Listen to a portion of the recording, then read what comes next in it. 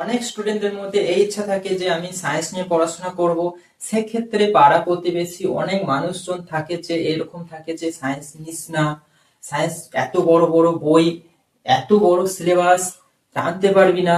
এবার স্টুডেন্টরা এই কথাগুলো শোনে, ফলে তারা ডিমোটিভেট হয়ে যায়। তাদের মধ্যে ওই ট্যালেন্ট, ওই ক্যাপাবিলিটি থাকা সত্ত্বেও তারা কিন্তু সায়েন্স নিতে পিছুপা হয়ে যায়। সেক্ষেত্রে তোমাদের একটাই সাজেশন, সেই ব্যক্তিগুলোকে দেখো যে অ্যাকচুয়ালি তারা সায়েন্স নিয়ে পড়েছে কিংবা তারা কি ওই রিলেটেড বিষয়বস্তুগুলো বোঝে।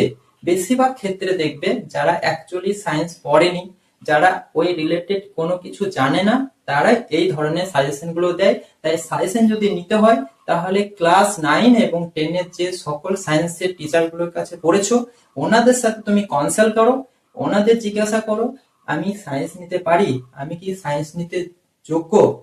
স্যার অবশ্যই তোমাকে হেল্প করবে এবং বলে দিতে পারবে অ্যাকচুয়ালি তুমি সায়েন্স নিতে পারবে কিনা।